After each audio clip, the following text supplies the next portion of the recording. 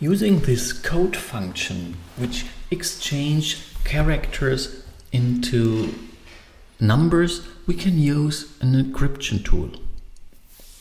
Actually, what is implemented in here is the CISA chiffre, which we will discuss in another lecture a little bit more deeply.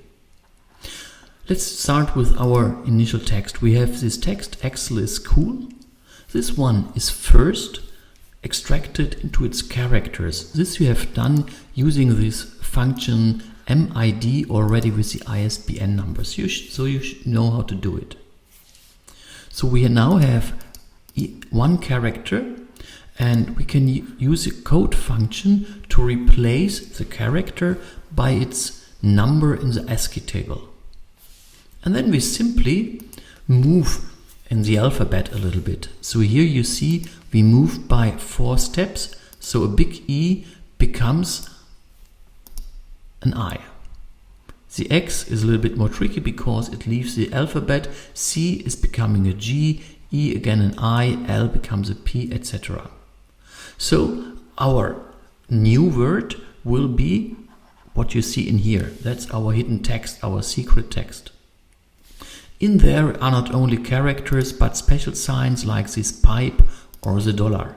If you would like to stay simply with the alphabet, then we would have to work with the modulo function, you know as well, so that, for example, an Z becomes an A instead of some special character. If we go back to the code, we of course have our same numbers, 73.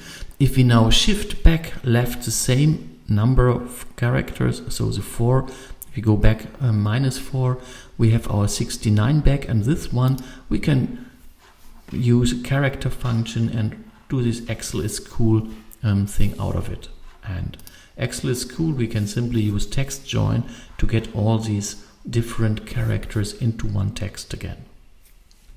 We can change the shift, have a bigger shift of 5, so you will get another secret word, or we can exchange our initial thing. We can say information tag. Let's see, that's a little bit too long, and my implementation just works for 14 characters, others won't be found. So that's what all the encryption tool looks like.